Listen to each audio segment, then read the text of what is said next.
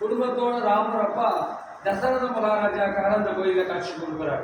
சைடில் இருக்கிறது தசரத மகாராஜா. திரேதாயுக காலத்துல ரோகிணிங்கிற ஒரு நட்சத்திரத்துல 12 வருஷம் சனிவான் சஞ்சாரிச்சார்னா அவர் சஞ்சாரிக்கூடிய 12 வருஷ காலங்களும் பூலோகத்துல பெரிய பஞ்சம் வருங்கிறாங்க. அதை தடுக்க வேற வழி தெரியாம சனி பகவான்கிட்ட தசரதர் சண்டைக்கு போறார். அந்த சண்டையில அவரால் ஜெயிக்க முடியல. மனமுடிஞ்சு நிறைய ஸ்லோகங்களை சொல்றார். அதுல மனமுடிந்து போன சனிமான் என்ன திருநறையோடு இந்த சேதத்துல வந்து வைக்கும் போது குடும்ப தலைவரா காட்சியை கொடுத்து 2 வரங்களை தரைன்னு சொல்லி அனுப்புறார். அதுபோல இந்த தலத்திலாரையும் சூரிய தீர்த்தங்கிற குளத்துல தசரதர் நீராடி சனிமான் நோக்கி பிரார்த்தனை பண்றார். அப்ப அவருக்கு மனைவி குழந்தைகளோட மங்கள சனிபவானா காட்சியை கொடுத்து இந்த ஸ்தலத்துல 2 வரங்களை கொடுக்கிறார். மங்கள சனீஸ்வரர் தசரத மகாராஜாக்காக. முதல் வரம் ரோகிணி நட்சத்திர வருமே, யாருக்கும் எந்த கஷ்டத்தை கொடுக்க மாட்டேங்கிற வரம். இந்த 2வது வரம் தான் முக்கியமானது. இப்பெல்லாம் நம்ம ஒரு கோயிலுக்கு போனோம்னா சனி பயிற்சி, ராகு பயிற்சி, குரு பயிற்சி, கேது பயிற்சின்னு கோட்சார் அடிப்படையில் நம்ம ராசியிலேருந்து எத்தனாம் இடத்துக்கு வரார், அதனால் நமக்கு என்ன சாதக பாதக பலன் சொல்லிட்டு அதுக்கு பரிகாரங்கள் செய்ய தான் நம்ம கோயிலுக்கு போவோம். இப்போ நீங்கள் பார்த்தீங்கன்னா கும்பம், மீனம், மேஷம், சிம்மம், தனுஷம் இந்த 5 ராசிக்காரர்களுக்கு 7 சனி நடக்கிறது.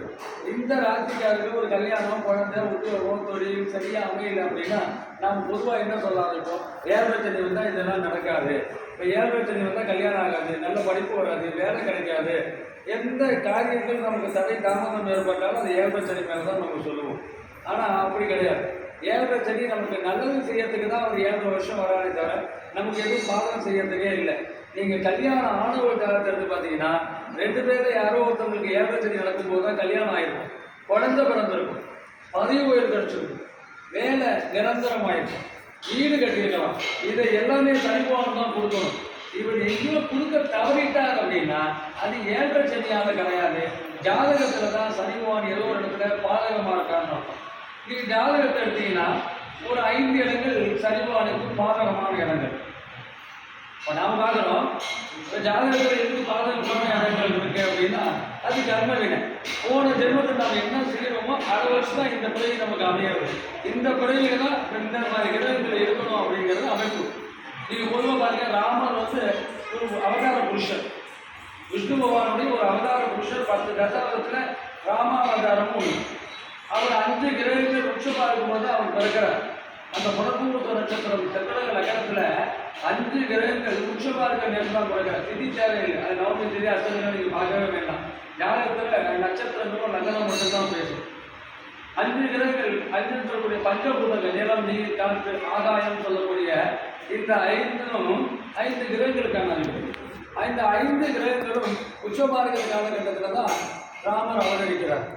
ஆனால் பாருங்க, அவர் தன் மனைவியை பிடிக்கிற மாதிரி ஆகுது, தன் குழந்தைகளோட அவர் வாழ முடியல, நல்ல ராஜ்யத்தை பரிமாற முடியல. இப்போ பார்த்தாலும் சதா காலங்களில் யுத்தத்தை தான் அவர் பண்ண முடிஞ்சது. அந்த கிரகங்கள் உச்சமானாலும் இந்த மாதிரி பலனை தான் கிடைச்சது. காரணம் கர்மவினை. அந்த கர்மவினைக்கு தான் ஜாதகம் அமைஞ்சது. என்னதான் நல்ல காலங்கள் பார்த்து நம்ம குழந்தைகள் படிச்சு வச்சா கூட அந்த நிலையானது அந்த போன ஜென்மத்து நேச்சர் தான் வருமே தவிர புதுசாக எதுவும் கிடையாது. அதுபோல சனிமான் கஷ்டம் கொடுத்துருக்கிற நம்ம ஜாதகத்துக்கு வரதே கிடையாது. இந்த 5 பாதகங்களும் 5 இடங்கள் பாதகமாக இருந்தாலும் நம் ஜாதகத்துக்கு தகுந்த மாதிரி பலன் தான். இந்த நகரத்தில் சனிவான் யார் ஒருத்தருக்கு இருந்தாலும் போராடி தான் ஜெயிக்கணும். 5ஆம் இடத்துல சனிவான் யாருக்காவது இருந்தால் உத்தர தோஷத்தை கொடுப்பார். 7ஆம் இடத்துல சனிவான் யாருக்காவது இருந்தால் சகத்திர தோஷம். ஒன்று திருமணம் தாமதமாகும். அப்படி நேற்றோடு திருமணம் ஆகிட்டால் தம்பதி ஒற்றுமை ரொம்ப குறைவாகும். 8ஆம் இடத்துல சனிவான் இருந்தால்தான் மாங்கல்ய தோஷம் தார தோஷத்தால் கல்யாணம் தாமதமாகும். இப்போ 12ஆம் இடத்துல சனிவான் யாருக்காவது இருந்தால் அவர்கள் ஏதோ ஒரு மன அமைதி குறைவாக இருப்பாங்க. அது பொருளாதார தேர்தலையோ வேலையிலேயோ குடும்ப வாழ்க்கையிலேயோ ஏதோ ஒரு பிரச்சனைகளை சந்திப்பாங்க. 12ல் சனிவான் இருந்தாங்க. இந்த 5 கிரகங்களும் இப்படி மாதிரி 5 இடங்களில் சனிவான் இருந்தால் மட்டும்தான் பாதகம். யாரெல்லாம் கும்பராசியோ இங்கே வந்து பரிகாரம் பண்ணுங்க, மீனராசியோ பரிகாரம் பண்ணுங்கிற கோயில் இல்லை. 7 சனிக்கு நம்ம சொல்றது இல்லை. இது ஜாதக ரீதியாக உள்ள கல்யாணம், குழந்தை, உத்தியோக தொழில் இருந்து சங்கட நிவர்த்தியாக கொடுத்ததுனால இவங்க மங்கள சனீஸ்வரர். மங்களகரணீஸ்வரருக்கு அந்த 5 இடங்கள் யாராவது பிறந்தாங்க தான் அவருக்கான பரிகாரம். இந்த மன்னாதேவிக்கு 2 குழந்தைகள் இருக்காங்க. இந்த வலது பக்கம் உள்ள குழந்தை மாந்தி, இடது பக்கம் புலிகன். மாந்திங்கிறது ஒரு நவகிரகம் மாதிரி ஒரு கிரகம். கேரளாவில் தான் மாந்தியை வச்சு ஜாதகம் இருப்பாங்க. அவங்க ஆயுத பொருட்களுக்காக மாந்தியை பார்ப்பாங்க. தமிழ்நாட்டில் மாந்தி எங்கே இருந்தாலும் தோஷம் தான். முன்னோர்களுக்கு நாம் செய்ய வேண்டியது சரியாக செய்யலைன்னாலும், முன்னோர்கள் சரியாக போய் சேரலைனாலும் ஜாதகத்தில் மாந்தி தடையாக வரும். 12 கட்டங்களில் மாந்தி எங்கே இருந்தாலும் அந்த தலையை ஏற்படுத்துவார். இதுவும் கூட நம்முடைய நல்ல படிப்பை தாமதம் கொடுக்கும். நல்ல படிப்பை குறைப்படுத்துற மாதிரி இருக்கும். வேலை கிடைக்கிற தாமதமாகும். உத்தியோகம் நிரந்தரமாக வரலாம். குடும்ப உறவுகள் தேவையில்லாமல் புரிதல் ஏற்படலாம். இது எல்லாமே மாந்தியான இந்த பண்டகத்துக்கு. மாந்தினா அதான் முன்னோர்களும் சரியான இடத்துல இல்லை, சரியாக அவங்க அமைதியாக இல்லை. இதுதான் நம்ம ஜாதகத்தில் மாந்தியாக தவிர அது ஒரு இண்டிகேட்டர் தான். அதனால தோஷம் கிடையாது. அந்த தோஷத்தை நிறுத்தியாக நம்ம மாந்தி போவான் இருக்கார். அந்த மாதிரியாகவும் ஒரு தடைகள் நிவர்த்தியாகும். மந்திர என்ற அவப்புறங்கள் யாரும் பாதிப்பு ஏற்படுத்தால் மாறும். இன்னொரு குழந்தை புலிகைன்னு பேர். இப்போ நீங்கள் ராகுகால எமகன்னு சொல்கிற மாதிரி புலிகைன்னு ஒரு காலம். எப்படி ராகுகால எமகன்றத்தை நம்ம எந்த நல்ல காரியங்கள் செய்ய மாட்டோமோ புலிகையில எல்லா நல்ல காரியங்களும் செய்யலாம். எந்த காரியங்கள் செய்தாலும் வளர்ச்சி அடையும், முன்னேற்றம்.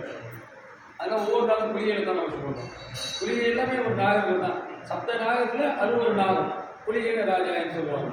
பத்மன், கார்கோடகன், சங்கவாரம் இப்படின்னு சொல்லக்கூடிய 7 நாகங்களில் அவரும் ஒரு நாகம். அதுதான் புலிகன். அவர் தான் ராகுதோஷத்துக்கு போகக்கூடியவர். அந்த புலிகன் ஒரு நல்ல நாம மாதிரி நல்லதுக்கு மட்டும் அதை செய்யக்கூடிய, அதில் எந்த கெடுதலும் கிடையாது. நீங்கள் புலிகன் இடத்துல இடம் வாங்கலாம், பூமி வாங்கலாம், நகை வாங்கலாம், கடன் உடைக்கலாம், ஸ்கூல் சேரலாம், கலை சேரலாம், உத்தியோகத்தை சேரலாம், புதிய பதவியை ஏற்கலாம், வியாபாரமே நடக்கலாம், முதல் வியாபாரத்தை புலிகை பண்ணலாம். என்னென்னலாம் வளர்ச்சிக்கு தேவை அத்தனையும் புலிகையை செய்யலாம். அதனால தான் நம்ம ஏறும் போது இன்றைக்கி வெள்ளிக்கிழமை புலிகை அபிஷேகம் போது இங்கே தான் சரிவானுக்கு நீல வஸ்திரம். வேறு எந்த கோயிலில் நீங்கள் சரிவானை பார்த்தாலும் கருப்பு தான் வஸ்திரம். மனைவி குழந்தையோடு மங்கல் சரியாக இருக்கிறதுனால அவருக்கு நீல வஸ்திரம். அவருக்கும் புதத்தமும். இந்தியாவிலே இந்த ஒரு கோவில் தான் சனிவான், கொடிமரம், காக வாகனம், பள்ளிக்குள்ள மாந்திக்குள்ள கௌரி வாகனத்தோடு உள்ளது இந்தியாவில் இருக்கிற இடத்துல மட்டும்தான். இது ஆதியும் சனிவானுடைய கோயில். அதனால தான் இவருக்கு ஒவ்வொரு சனி பேச்சில் கொடியேறி 8 நாள் உற்சவம், கடைசி நாள் திருக்கல்யாணம், வீதியில் நாள் சனிவான் மட்டும் இந்த கோயிலில் மட்டும்தான். இப்போ நமக்கு 11 விதமான அபிஷேகங்களாக போகிறது.